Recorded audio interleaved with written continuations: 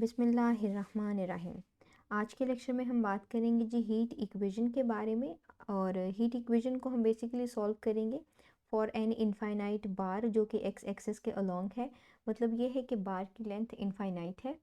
इसके अलावा बार की लेटरल साइड्स इंसुलेटेड हैं, मतलब वहाँ से हीट ट्रांसफ़र नहीं हो सकती है।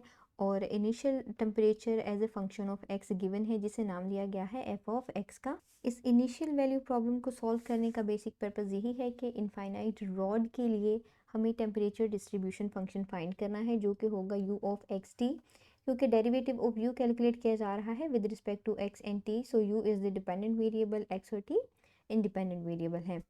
हम इस इनिशियल वैल्यू प्रॉब्लम को सॉल्व करने के लिए फोरियर ट्रांसफॉर्म्स का इस्तेमाल करेंगे, क्योंकि हमारे पास इस बार जो डोमेन है वो इनफाइनाइट है।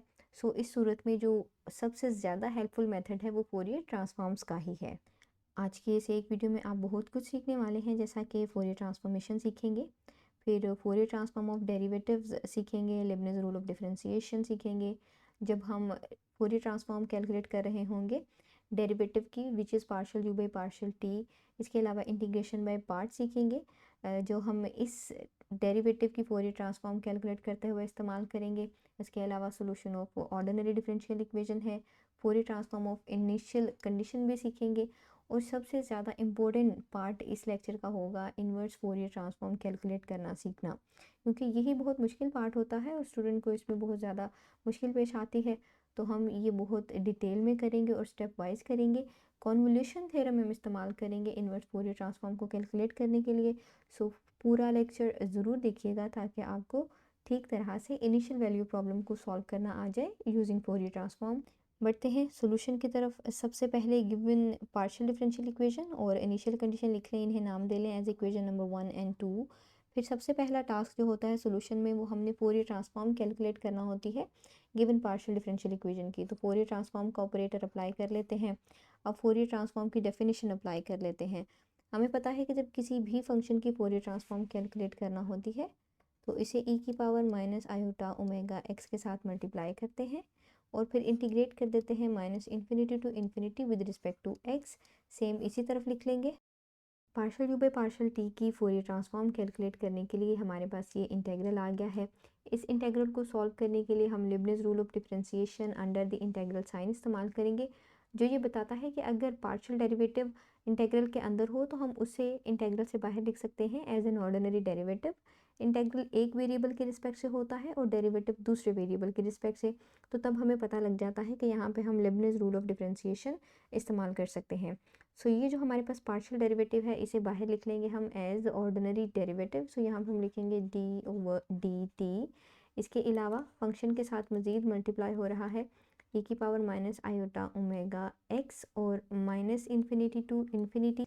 यहाँ से p हमारे पास है e की पावर में माइनस आयोटा ओमेगा एक्स, और अगर डी पी हम इसे कैलकुलेट करेंगे तो ये आएगा जी माइनस आयोटा ओमेगा और दोबारा से एक्सपोनेंशियल फंक्शन आ जाएगा। डी वी देखें तो डी वी में हमारे पास है partial square you over partial x square, और बी अगर हम यहाँ से कैलकुलेट कर लें तो वो फर्स्ट ऑर्डर डेरिवेटिव आ जाएगा एक्स की रिस्पेक्ट से। सो वैल्यूज़ यहाँ पे सब्स्टिट्यूट कर लेते हैं। सबसे पहले p लिखेंगे, ठीक है, विच इज़ e की power minus iota omega x. फिर v लिखेंगे which is partial u by partial x, limit from minus infinity to infinity minus whole integral minus infinity to infinity, और फिर दोबारा से v आएगा, partial u by partial x आएगा और N D P आ जाएगा। तो ये आ जाएगा e की power minus iota omega x और फिर से डी एक्स। अब ये सिंप्लीफिकेशन हो गई। अब जब हम Fourier transform of derivative calculate करते हैं तो गिवन कंडीशन होती है कि that this derivative partial u by partial x zero को अप्रोच कर जाएगा जब x पॉजिटिव या फिर नेगेटिव इन्फिनिटी को अप्रोच करेगा। तो इसका मतलब है कि ये टर्म तो ख़त्म हो जाएगी at both upper and lower limits. इस इंटेग्रल को हम सिंप्लीफाई करके लिख लेंगे, zero minus minus iota omega minus plus iota omega minus infinity infinity partial u by partial x e की power minus iota omega X D x. Zero plus ये ख़त्म हो जाएगा, आयोटा ओमेगा ब्रैकेट से बाहर लिख लेंगे। इंटेग्रल कुछ इस तरह से हो जाएगा। ये इंटेग्रल फोरियर ट्रांसफॉर्म है यू ऑफ एक्स टी की, जिसे लिख सकते हैं you bar of omega T. मज़ीद सिंप्लीफिकेशन कर लेंगे, इसे हम यूँ भी लिख सकते हैं, और ये C square iota omega as it is आ जाएगा। और इसे दोबारा बाय पार्ट्स के थ्रू हम इंटीग्रेट कर लेंगे, तो इसमें आ जाएगा G iota omega, so iota square omega square बन जाएगा। और इंटेग्रल हमारे पास बच जाएगा u of x T E की power minus iota omega X D X. इसकी u ऑफ एक्स टी की फोरियर ट्रांसफॉर्म है, जिसे हम लिख सकते हैं u bar of omega T. So लिख लेते हैं। अब हमारे पास P D E O D E में कन्वर्ट हो गई है। सो इसे मज़ीद सिंप्लीफाई कर लेते हैं। Iota square is equals to -1 c square as it is, और -1 मल्टीप्लाई होके माइनस ही आएगा ओमेगा स्क्वायर, और u बार इधर माइनस में है, इधर प्लस में आ जाएगी ये टर्म सी स्क्वायर ओमेगा स्क्वायर u बार। सो इस तरफ ज़ीरो बच जाएगा। ये first order ordinary differential equation है, जिसका जनरल सोल्यूशन यूँ लिखा जा सकता है u bar of omega t is equals to arbitrary constant function आएगा, क्योंकि ये हमारे पास पी डी ई थी जो ओ डी ई में कन्वर्ट थी। तो यहाँ पे दो वेरिएबल्स इन्वॉल्व हैं, minus C square omega square और टी, बिकॉज ये जो ओ डी ई थी विद रिस्पेक्ट टू टी थी। इसे इक्वेशन नंबर 3 का नाम दे लेंगे। अब फोरियर ट्रांसफॉर्म कैलकुलेट कर लेंगे इनिशियल कंडीशन की, which is u of x zero F of x. इसके लिए दोनों तरफ फोरियर ट्रांसफॉर्म का ऑपरेटर अप्लाई कर लेंगे, डेफिनेशन अप्लाई कर लेंगे। सो इसके लिए ऑब्वियसली हम फंक्शन को मल्टीप्लाई कर लेंगे की power minus iota omega x से, और फिर minus infinity to infinity with respect to d x integrate कर लेंगे। इस तरफ भी ऐसे ही करेंगे। This is simply the Fourier transform of u of x zero. तो हम x की जगह पे ओमेगा और ज़ीरो लिख देंगे यहाँ पे, और ये f बार ऑफ ओमेगा के इक्वल है। इसे इक्वेशन नंबर 4 का नाम दे लेंगे। इक्वेशन नंबर 4 को इक्वेशन नंबर 3 में इस्तेमाल करना है। Equation number 3 general solution of ODE, जहाँ पर t मौजूद है वहाँ पे ज़ीरो सब्स्टिट्यूट करना है, t की जगह पे ज़ीरो रख देंगे, यहाँ पे भी ज़ीरो लिख दिया, ये सारी पावर ज़ीरो हो गई, e की पावर ज़ीरो 1। सो अल्टीमेटली यहाँ पे बच जाएगा a ऑफ ओमेगा, और u bar of omega zero की वैल्यू है f bar of omega. So a of omega की वैल्यू आ गई। इसे इक्वेशन नंबर 5 का नाम दे लें, और यहाँ इक्वेशन नंबर 3 में सब्स्टिट्यूट कर दें। लेफ्ट हैंड साइड इक्वेशन 3 की एज इट इज़ रहेगी, राइट हैंड साइड में जहाँ पे a ऑफ ओमेगा है वहाँ पे f बार ऑफ ओमेगा लिख दिया। इक्वेशन नंबर 6 का नाम दे लें। ये सोल्यूशन हमारे पास u bar of omega t coordinates में आ रहा है, लेकिन हमें सोल्यूशन चाहिए u ऑफ एक्स टी की फॉर्म में, बिकॉज जो कोऑर्डिनेट्स इन्वॉल्व हैं पार्शियल डिफरेंशियल इक्वेशन में वो x और t है। सो ऐसा करेंगे कि इक्वेशन नंबर 6 की फोरियर इन्वर्स ट्रांसफॉर्म ले लेंगे, दोनों तरफ फोरियर इन्वर्स ट्रांसफॉर्म का ऑपरेटर अप्लाई कर देंगे। Fourier inverse of u bar of omega t is equals to u of x t. ठीक हो गया। अब यहाँ पे एक ये फंक्शन है, ये भी ओमेगा पर डिपेंड कर रहा है, ये फंक्शन है ये भी ओमेगा पर डिपेंड कर रहा है। इसे f कह लें, इसे g कह लें, और ये दोनों की मल्टीप्लिकेशन हो रही है, और इन दोनों की फोरियर इन्वर्स कैलकुलेट करना है।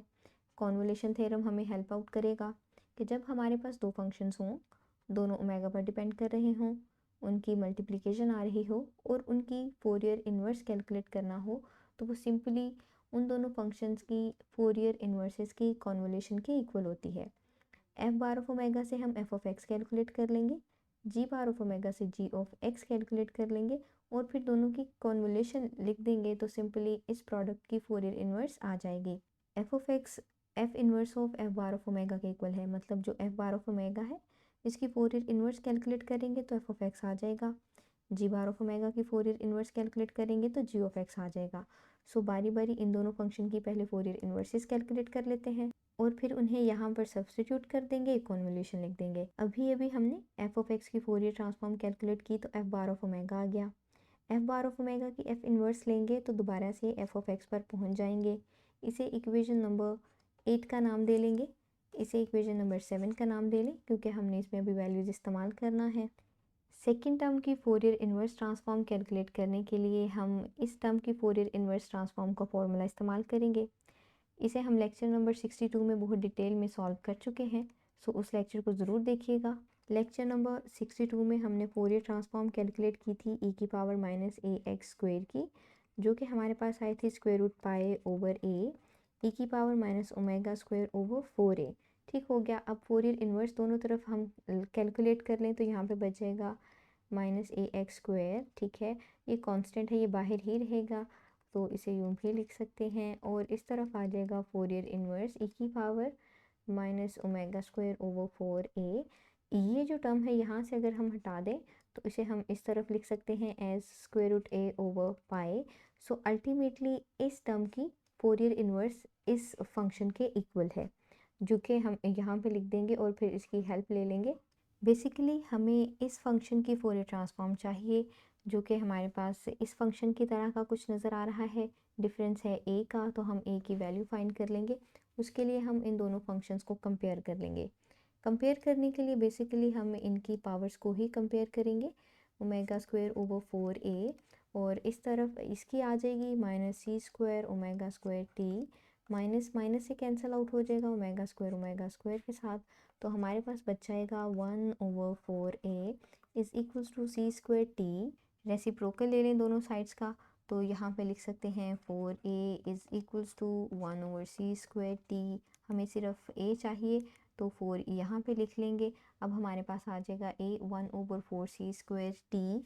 तो इस इक्वेशन में जहाँ जहाँ पर a मौजूद है हम ये वाली वैल्यू सब्स्टिट्यूट करेंगे तो इसकी इन्वर्स फोरियर आ जाएगी।